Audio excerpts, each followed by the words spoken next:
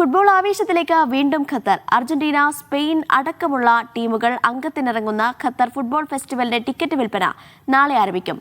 March 26-നാണ് ടൂർണമെന്റിന്റെ kick off. Football ആരാധകർ ആകാംക്ഷയോടെ കാത്തിരിക്കുന്ന ഫൈനലിസിമ പോരാട്ടം അടക്കമുള്ള മത്സരങ്ങളുടെ ടിക്കറ്റാണ് നാളെ മുതൽ ലഭ്യമാകുക.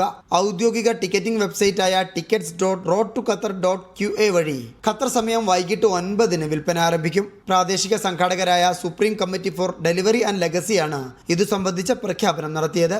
മാർച്ച് 26 മുതൽ 31 വരെ നടക്കുന്ന കാൽപന്ത് ആഘോഷത്തിൽ ആതിഥേയരായ ഖത്തർ, അർജന്റീന, സ്പെയിൻ രാഷ്ട്രങ്ങൾക്ക് പുറമെ ഈജിപ്ത്, സൗദി അറേബ്യ, സെർബിയ ടീമുകളും അണിനിരക്കും. Ahmad bin Ali, Jassim bin Hamad, Lusail സ്റ്റേഡിയങ്ങളാണ് പോരാട്ടങ്ങൾക്ക് വേദിയാകുക. മാർച്ച് 27-ന് ലുസൈൽ സ്റ്റേഡിയത്തിലാണ് യൂറോപ്യൻ ചാമ്പ്യന്മാരായ സ്പെയിനും കോപ്പ അമേരിക്ക ജേതാക്കളായ അർജന്റീനയും തമ്മിലുള്ള ഫൈനലിസിമ.